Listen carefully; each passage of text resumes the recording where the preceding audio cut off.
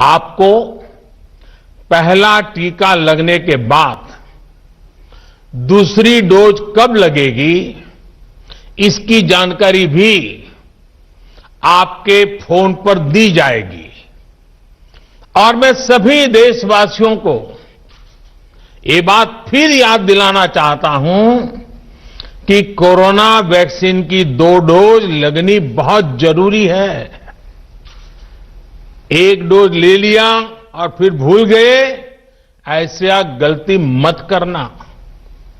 और जैसा एक्सपर्ट्स कह रहे हैं, पहली और दूसरी डोज के बीच लगभग 1 महीने का अंतराल भी रखा जाएगा। आपको यह भी याद रखना है कि दूसरी डोज लगाने के 2 हफ्ते बाद ही आपके शरीर में कोरोना के विरुद्ध जरूरी शक्ति विकसित हो पाएगी।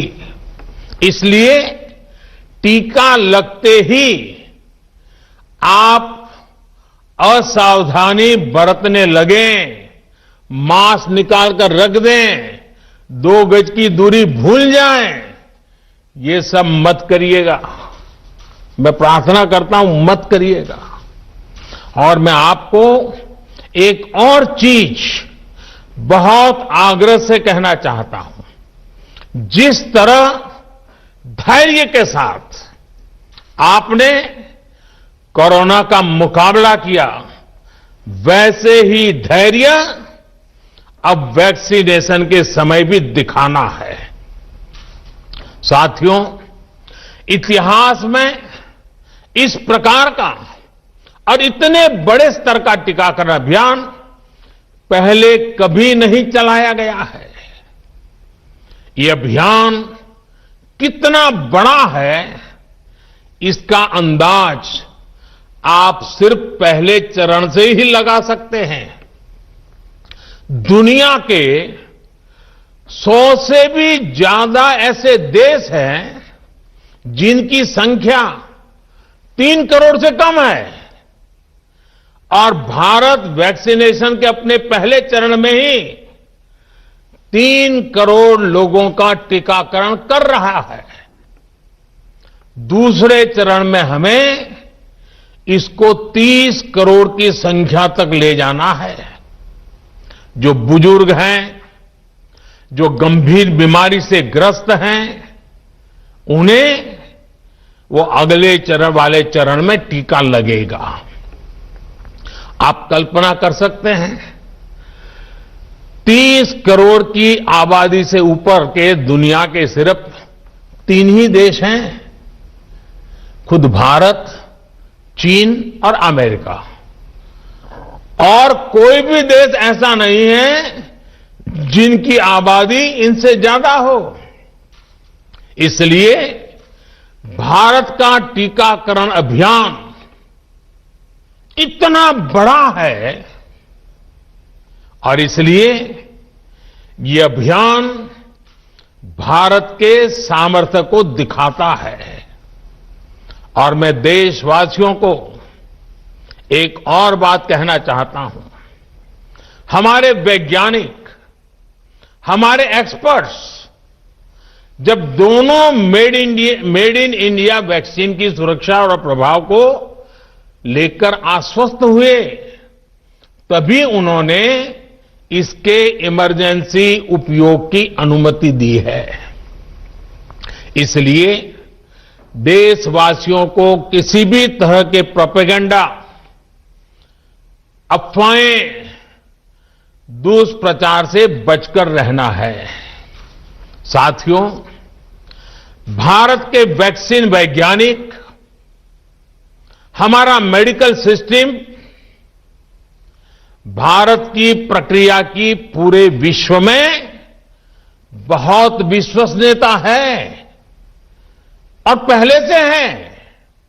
हमने ये विश्वास अपने ट्रैक रिकॉर्ड से हासिल किया है।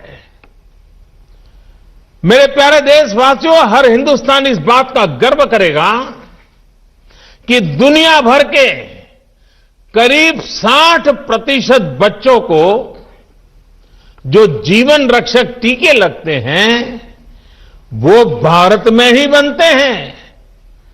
भारत की सख्त वैज्ञानिक प्रक्रियाओं से ही होकर के गुजरते हैं।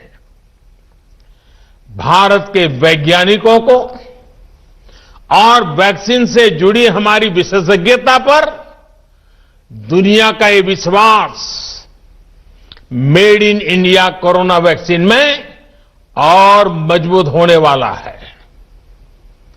इसकी कुछ और खास बातें हैं जो आज मैं देशवासियों को जरूर बताना चाहता हूं। ये भारतीय वैक्सीन विदेशी वैक्सीनों की तुलना में बहुत सस्ती हैं और इनका उपयोग भी उतना ही आसान है।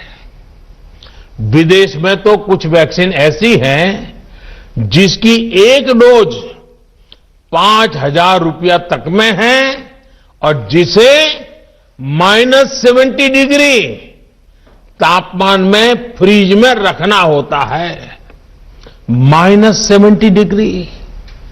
वहीं भारत की वैक्सीन्स ऐसी तकनीक पर बनाई गई हैं जो भारत में बरसों से ट्राइड और टेस्टेड है। ये वैक्सीन स्टोरेज से लेकर ट्रांसपोर्टेशन तक भारतीय स्थितियों और परिस्थितियों के अनुकूल है।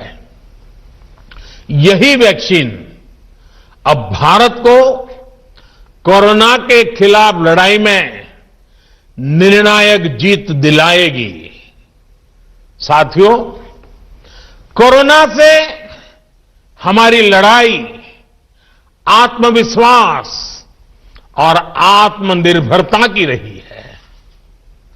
इस मुश्किल लड़ाई से लड़ने के लिए हम अपने आत्मविश्वास को कमजोर नहीं पड़ने देंगे।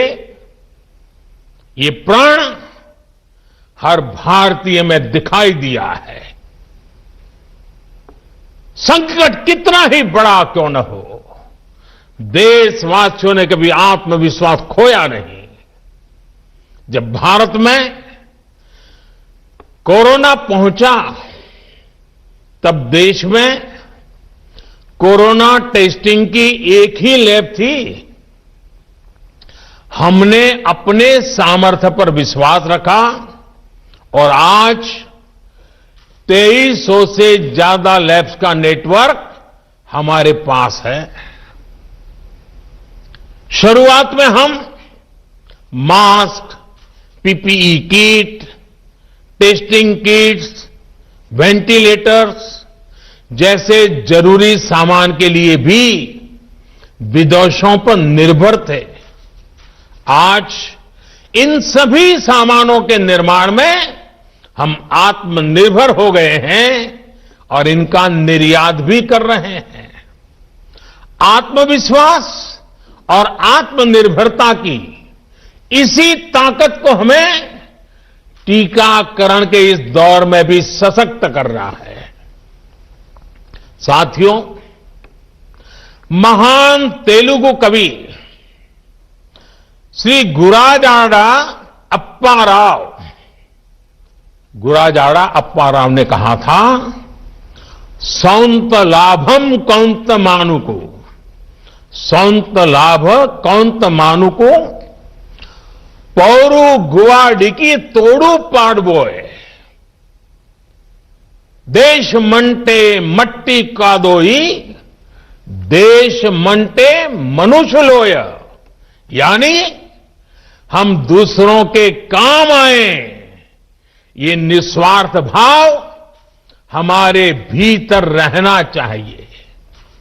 राष्ट्र सिर्फ मिट्टी, पानी, कंकड़, पत्थर से नहीं बनता, बल्कि राष्ट्र का अर्थ होता है हमारे लोग। कोरोना के विरुद्ध लड़ाई को संपूर्ण देश ने इसी भावना के साथ लड़ा है। आज जब हम बीते साल को देखते हैं तो एक व्यक्ति के रूप में, एक परिवार के रूप में, एक राष्ट्र के रूप में हमने बहुत कुछ सीखा है, बहुत कुछ देखा है, जाना है, समझा है। आज भारत जब अपना टीकाकरण अभियान शुरू कर रहा है तो मैं उन दिनों को भी याद कर रहा हूं। कोरोना संकट का वो दौर जब हर कोई चाहता था कि कुछ करें, लेकिन उसको उतने रास्ते नहीं सूझते थे। सामान्य तौर पर बीमारी में पूरा परिवार बीमार व्यक्ति की देखभाल के लिए जुट जाता है, लेकिन इस बीमारी ने तो बीमार को ही अकेला कर दिया। अनेकों जगह पर छोटे